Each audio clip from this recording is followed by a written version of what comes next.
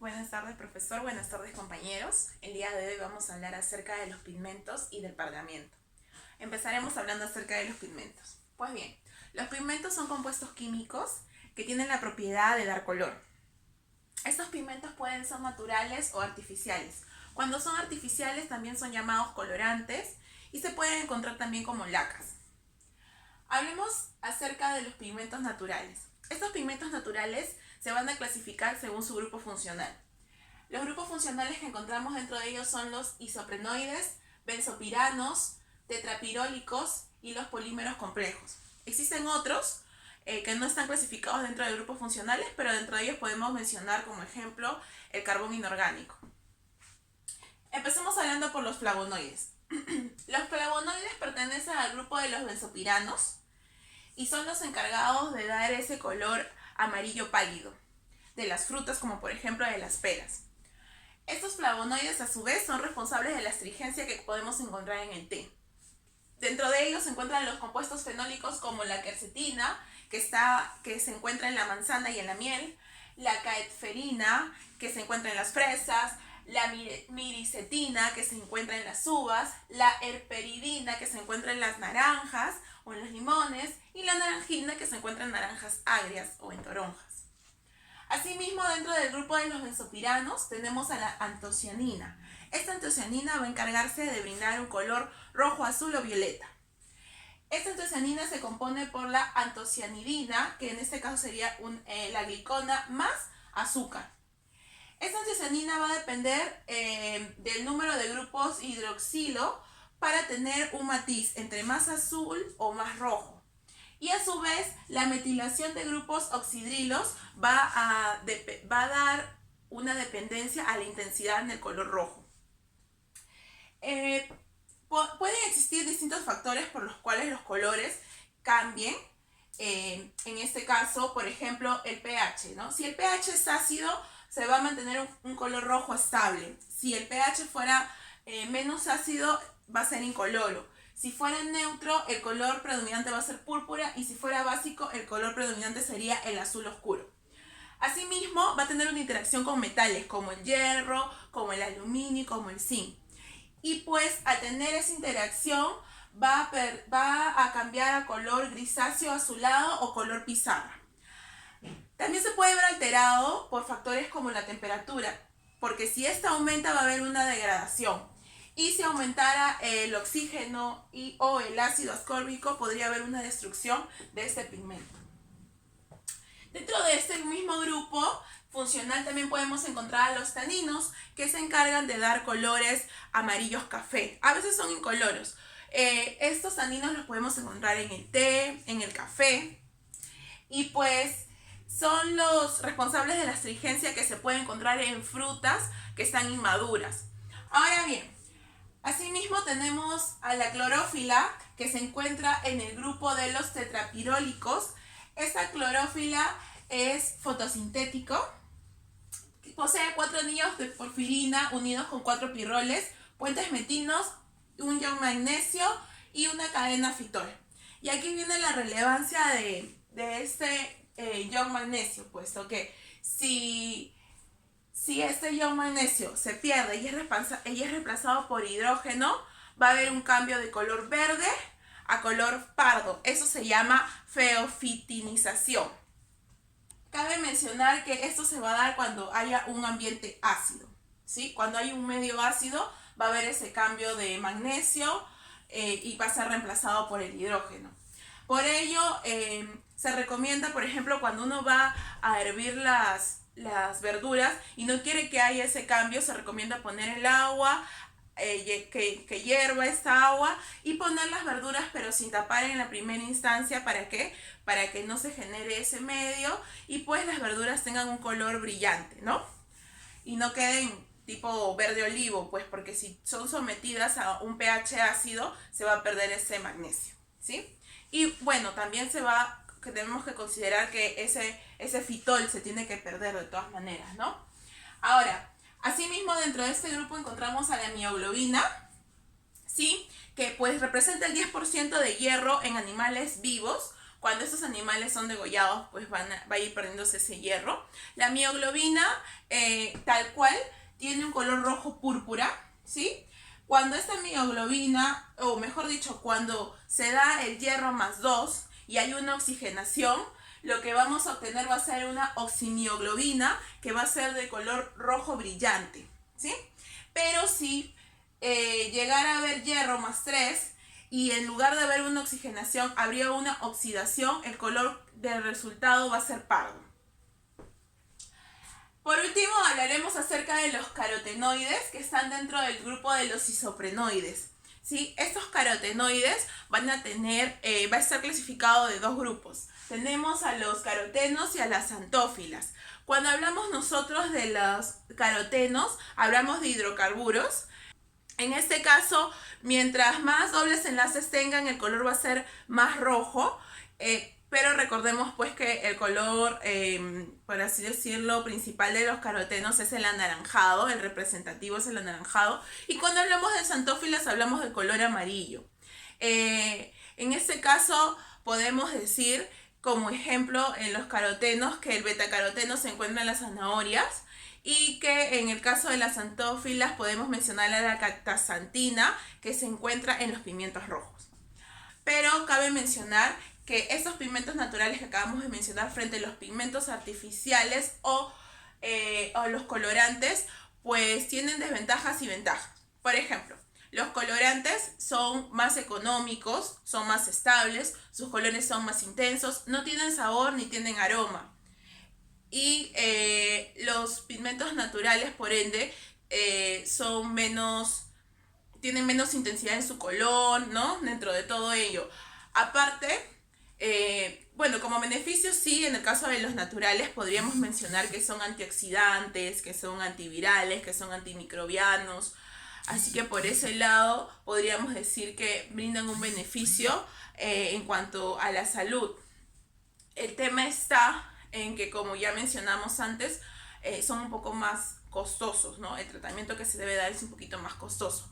Ahora, los colorantes, en este caso, o sea, los pigmentos artificiales, pueden llegar a ser tóxicos. Así que por ello hay que tener mucho cuidado de no abusar. Y hay que recordar también que el cliente mucho relaciona el color con los beneficios, ¿no? Si el cliente ve que un producto tiene un color natural, pues va probablemente a relacionarlo con algo beneficioso, saludable para la salud.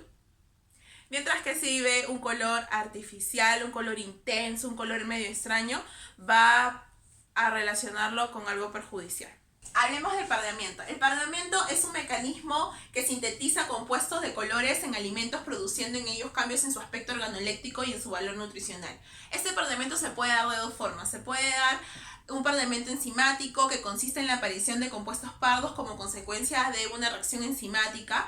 Esta enzima va a ser la polifenoloxidasa, que va a ser una enzima cuyos sustratos son los polifenoles. Esta enzima va a alterar los tejidos de los vegetales o los va a dañar cuando este vegetal ha tenido un golpe o cuando ha sido sometido a procedimientos como trituración, como pelado, como corte, etc.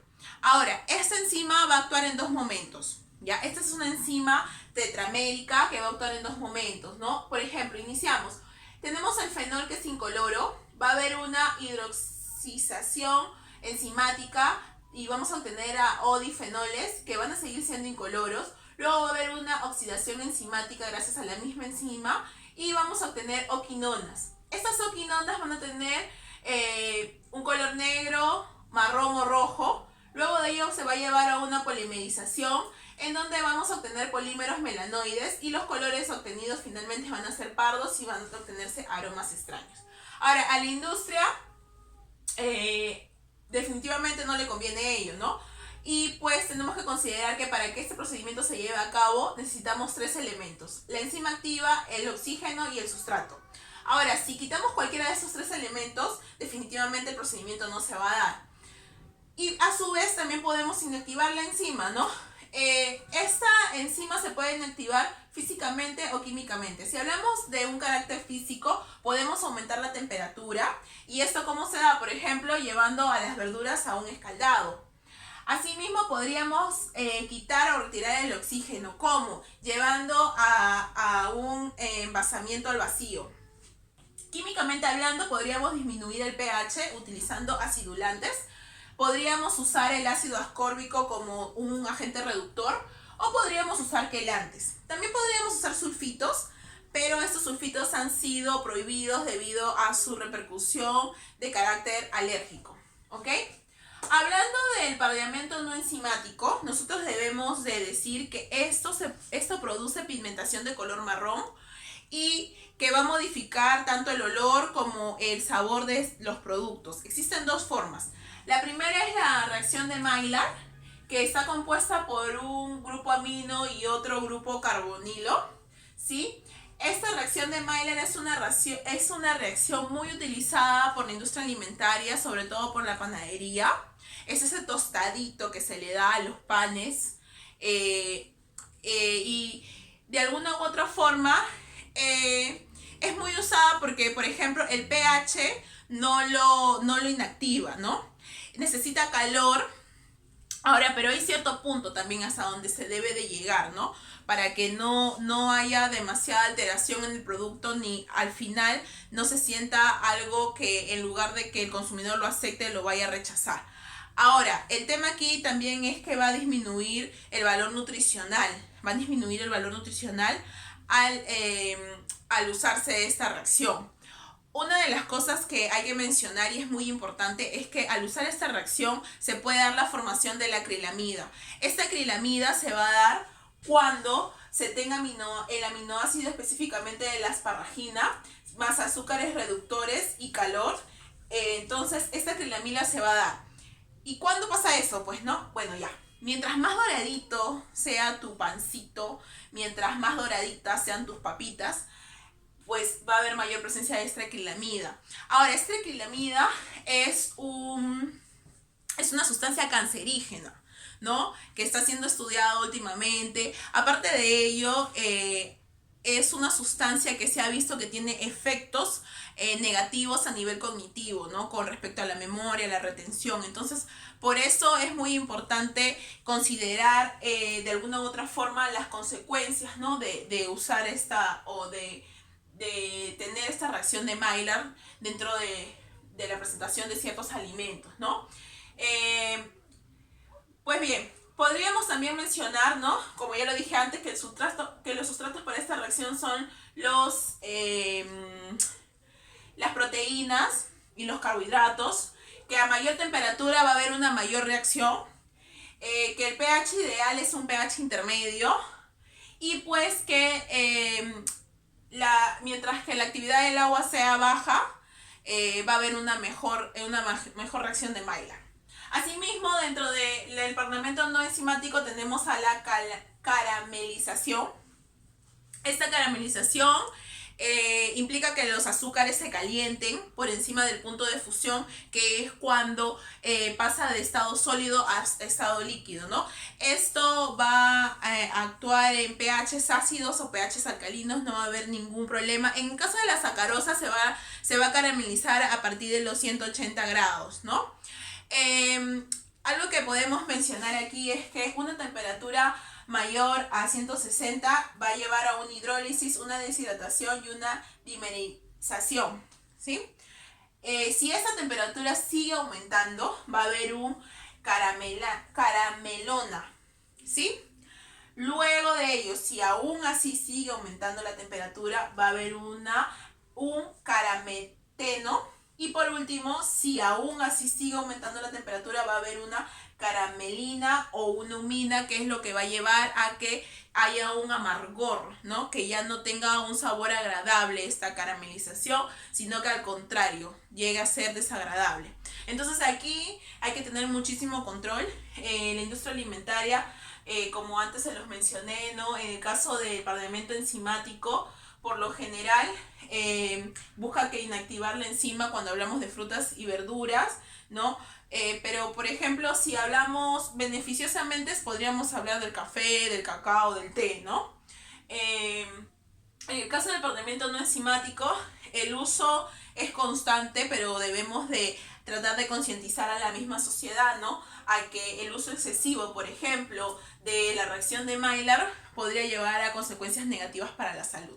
No, claro que la presentación y todo ello implica que la industria lo use porque se ve bien, huele bien y eso pues llama al consumidor a que este producto o los productos bajo la reacción de Maillard sean más aceptables, así como los productos bajo la caramelización, ¿no? Y bueno, pues eso ha sido todo. Muchas gracias por su atención.